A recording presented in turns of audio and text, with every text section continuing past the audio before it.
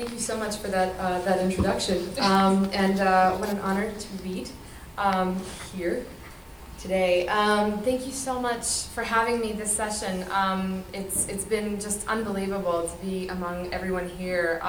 Thank you to Sierra Nevada College in general, to Shannon, to the faculty, to the students, and to Alexi in particular, who seems to be responsible for most of the good things that happened in my life. So somehow, so those of you who are working with him, nice.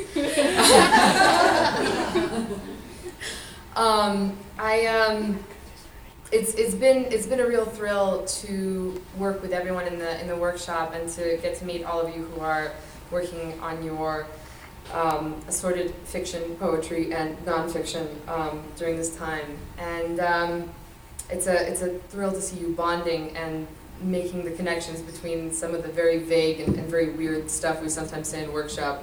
Alexi. I don't know how vague it is. Just weird. Just weird. And you know, making the connections between the stuff we say and practical applications to your writing. And you're all sitting here conveniently, so I can just look at you. Hi, guys. I feel like that 3-year-old who gets up on stage to do the first recital with like the little lacquered shoes and just goes like to whatever parent is sitting in the front. I think that one of the big things we've talked about, I have a tendency to tell a story usually before I start reading, because the reading itself, I drone on and I make it very boring, but when I talk, people seem to laugh, so usually because I'm having some sort of physical accident while I'm talking. I think we've been talking a lot about, Alexi mentioned at the beginning of the session that this is the place where you come for a safe environment to write. And here, that particular question of, well, what are you going to do with writing, or what are you going to do with that degree, doesn't get asked. It's the safest place there is, which is a great, great thing. And I think, though, that sometimes the pressures of sort of getting to that place where you call yourself a writer can be very intimidating, and it's a strange and long and wonderful journey for everyone. But I'm actually going to go off of what you said about the goat, because when I was born in Yugoslavia, and so English is my second language, and I decided to be a writer when I was 8 years old. And this was brought about by the fact that when we moved to Cyprus, when the war started in '92, I was just learning English for the very first time. I had learned some English vaguely from bootleg videotapes that my grandfather used to smuggle across the border from Italy, and they were always just Disney films of assorted eras in Disney film history. So I would learn the entire script of the film with having absolutely zero comprehension of what was going on, apart from the vague, ideas of the plot. It was like, this is the beginning and something happened and now they're happy. So I would just go around the house with absolutely no comprehension, saying things like, leave the sewing to the women, to my mother. And she was an economist, so you can imagine that she was really thrilled to hear me say shit like that. She had brought from Yugoslavia this laptop, which was about the size and weight of this podium. I mean, I should probably not shake it, fire on it. And this is a wooden building after all. But she had brought this laptop back from Yugoslavia, and it was just massive, and it was black and white screen, pixelated, heavily.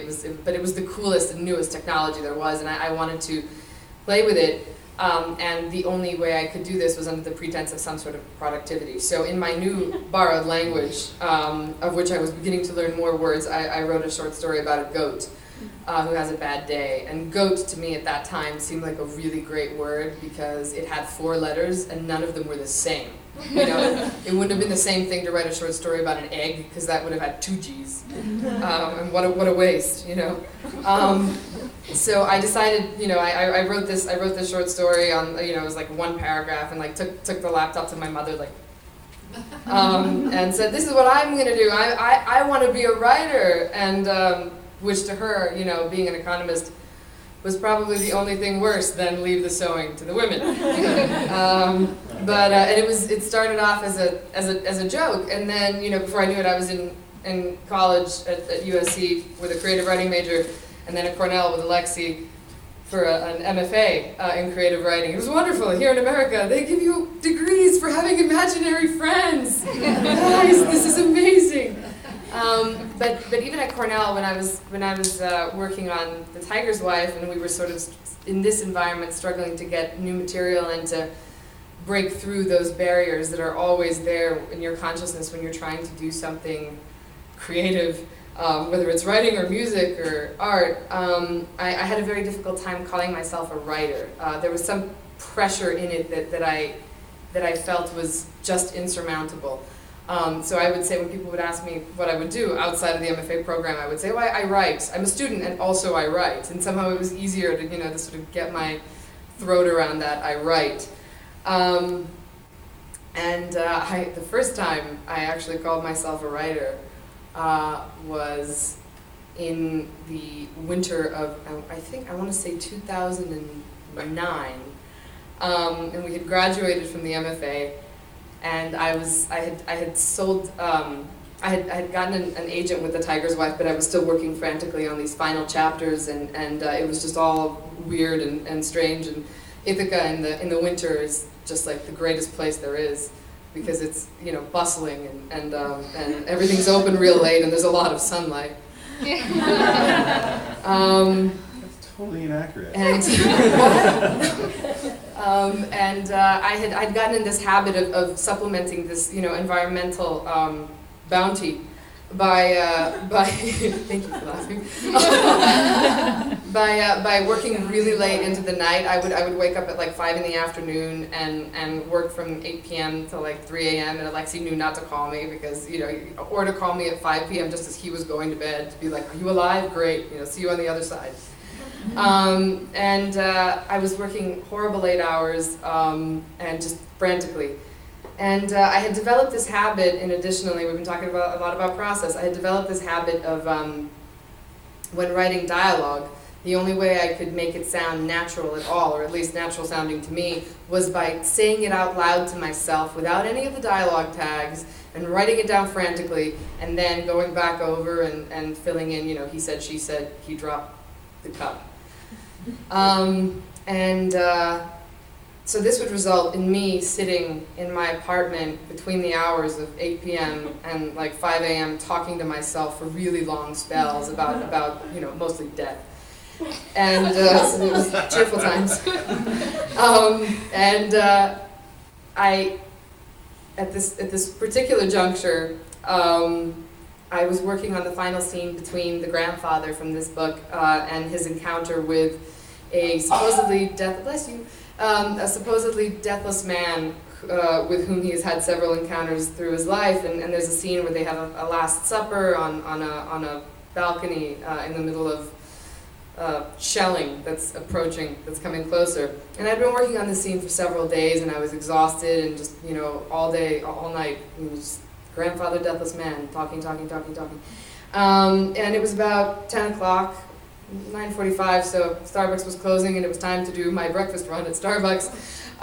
So I still talking to myself about this. I, got ready and, put the deathless man and the grandfather aside and went down the hallway and into the elevator, still thinking about this scene that I was working on and all the troubles of it and how poorly it was going. And I get on the elevator in the building, and there's a guy inside it already, and I get on, press the button, and it was the slowest elevator on the planet, so from like floor 2 to floor 1, it was like 20 minutes. So I'm standing on there, 3 hats, 9 scarves,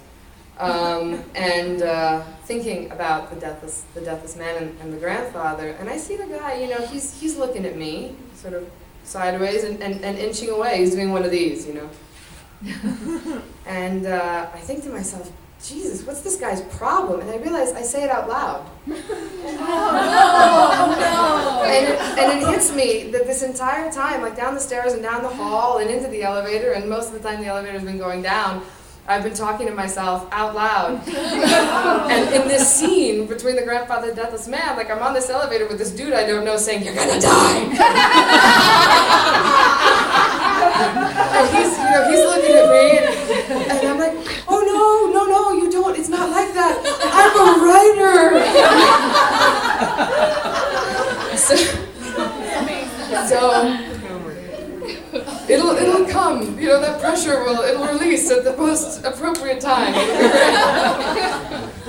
Don't worry, never fear. It's fine.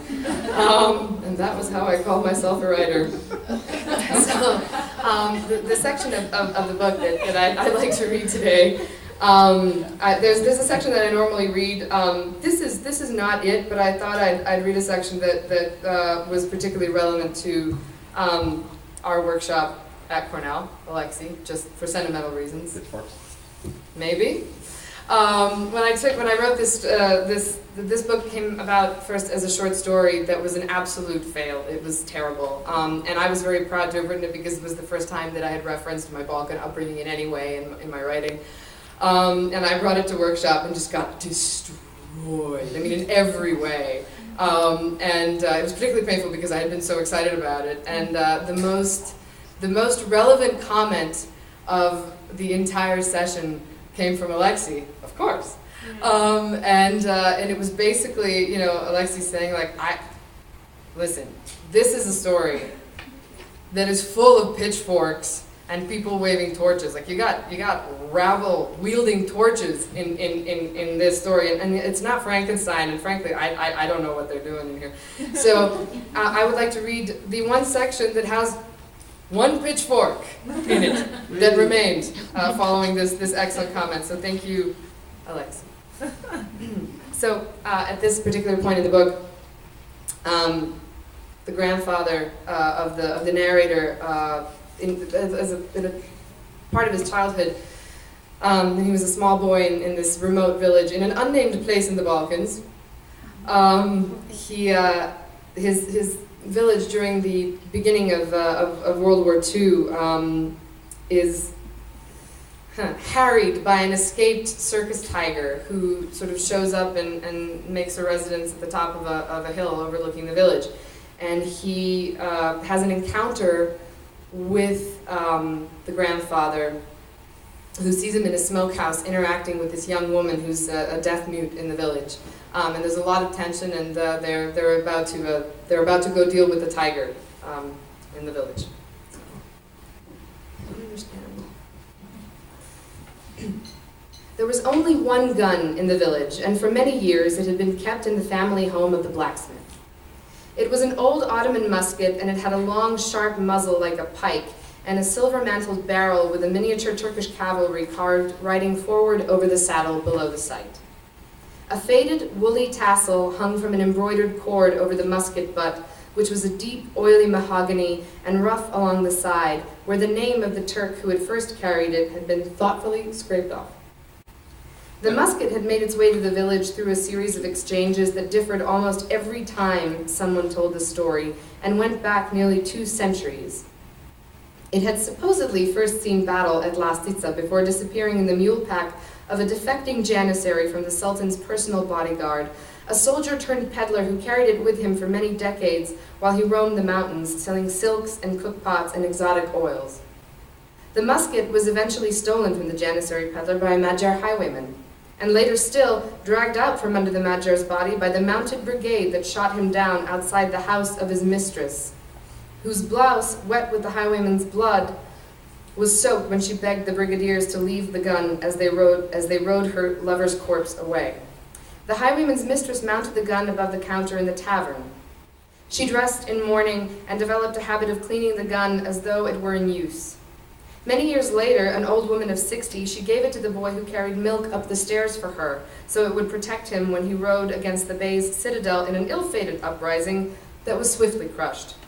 The boy's head ended up on a pike on the citadel wall, and the gun ended up in the possession of the Bey, who hung it in a minor trophy room of his winter palace between the heads of 2 leopards with crooked eyes. It stayed there for almost 60 years through the reigns of 3 other Beys, hanging opposite a stuffed lynx, and then, as time passed, a sultan's last battle outfit, the carriage of a Russian queen, a silver tea set honoring one allegiance or another, and eventually a state car belonging to a wealthy Turk who, shortly before his own execution, had forfeited all his possessions to the citadel.